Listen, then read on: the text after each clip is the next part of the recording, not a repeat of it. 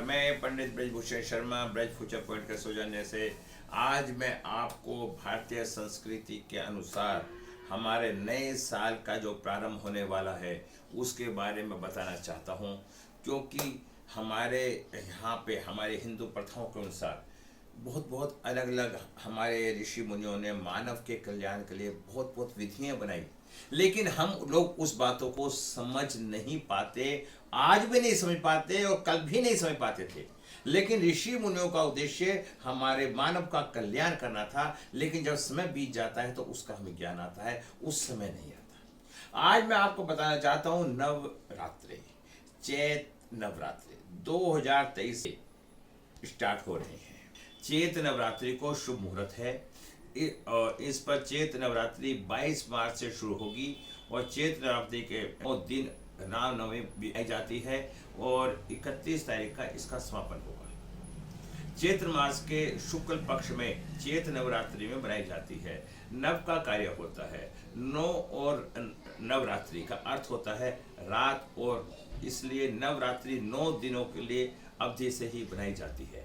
चैत नवरात्रि पर हर साल मार्च या अप्रैल के महीने में ये होता है, दिन आता है। चैत नवरात्रि हिंदू नव वर्ष की तरफ भी संकेत करती है, तो प्रतीक है। चैत नवरात्रि के दौरान ही चैत्र छठ पूजा, रामनवमी पूजा का संविधान बनाया जाता है। इसके साथ साथ मैं आपको बताना चाहता हूँ चैत नवरात्रि 22 मार्च 2023 से शुरू होगी और 30 मार्च 2023 में संपूर्ण होगी।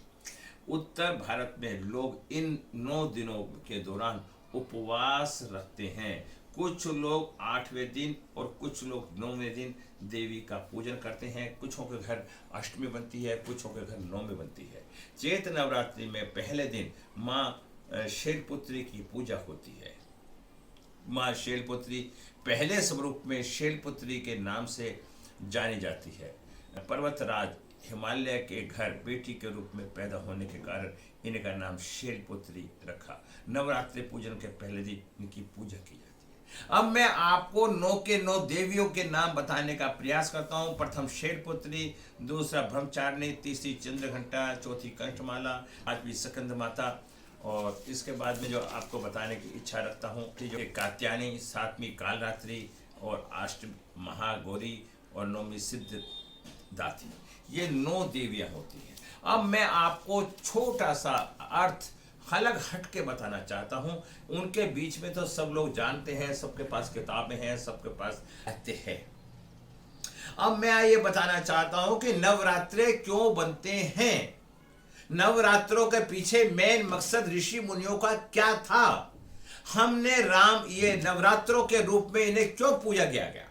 दोस्तों, जब हमारी सृष्टि का जन्म हुआ था 5000 साल पहले, जो हमारे वेद व्यास जी थे उन्होंने सृष्टि विकास किया था, जन्म हुआ था। उन वेदों में इसलिए ये सब बातें लिखी गई थी क्योंकि इन दिनों के अंदर मौसम का परिवर्तन होता है, मौसम बदलता है, व्यक्ति की जठ राग्नि कमजोर हो जाती है, वो खाना हजम करने की क्षमता खत्म हो जाती है। इसलिए उपवास का एक सिस्टम बनाया गया और आदमी को उपवास नहीं रख सकता बिना किसी कंडीशन के। जब ऋषि मुनियों ने भगवान का नाम लेके, माँ भगवती का नाम लेके इस 9 देवियों के पूजा का पाठ का विधान बनाया, जिससे मानव भगवान के रूप में लीन होके इस कार्यों को करे और उपवास रखे, उसकी भूख की क्षमता नहीं रहेगी। उपवास रखेगा तो जब वो कुछ खाएगा नहीं तो उसकी जो इंद्रियां हैं वो शिथिल होंगी, वो मात्र भगवान का ही नाम लेंगी और अपनी मानसिकता को ठीक करने का प्रयास करेंगी।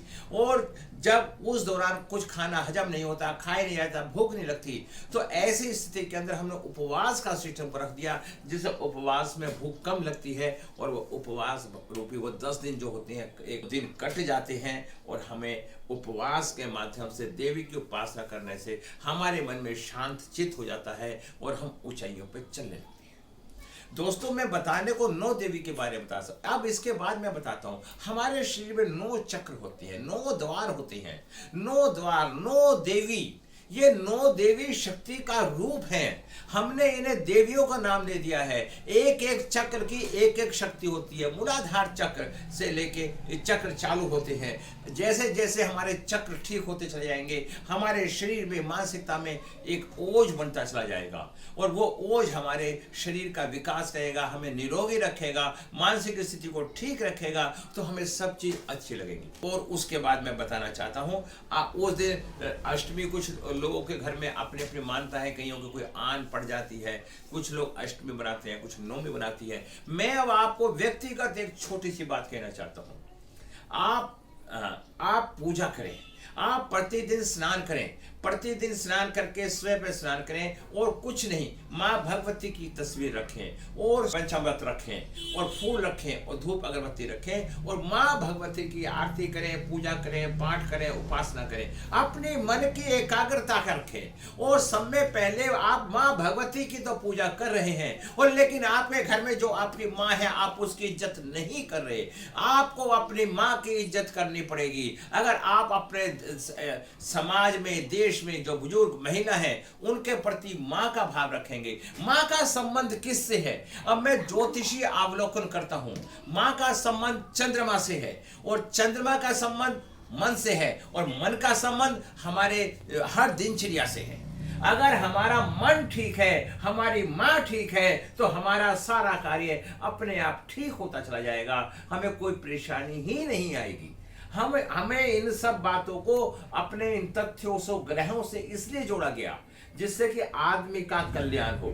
फिर मैं आपको कहना चाहता हूं, 9 देवी 9 चक्र होते हैं, और जब 9 चक्र और 9 ही ग्रह होते हैं, जब 9 चक्रों का संतुलन बिगड़ जाता है, तो कहीं ना कहीं शरीर में मानसिक, शारीरिक, आर्थिक रूप से परेशानियां आ जाती हैं। तो मैं ये कहना चाहता हूं, ये जो 9 दिन होते हैं, देवी के दिन होते हैं, 22 तारीख से शुरू होकर 30 तारीख तक है। आप नित्य नेम सुबह उठ के नहा धो के, इस बहाने आदमी प्रतिदिन नहाता है, पूजा करता है, सफाई करता है, घर के अंदर कोई बैक्टीरिया होते हैं वो सब खत्म हो जाते हैं। लास्ट में हवन होता है, हवन से शुद्धिकरण आता है। फिर वो जो मौसम होता है, जो चल रहा होता है, उसका परिवर्तन हो जाता है। फिर धीरे धीरे व्यक्ति की मानसिक स्थिति ठीक होती चली जाती है, उसका जीवन अच्छा बन जाता है। दोस्तों, तथ्यों को पकड़ो।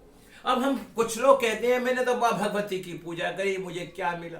अरे माँ भगवती ने तो तुझे सब कुछ दे रखा है, परमात्मा ने तो तुझे सब कुछ दे के भेजा है।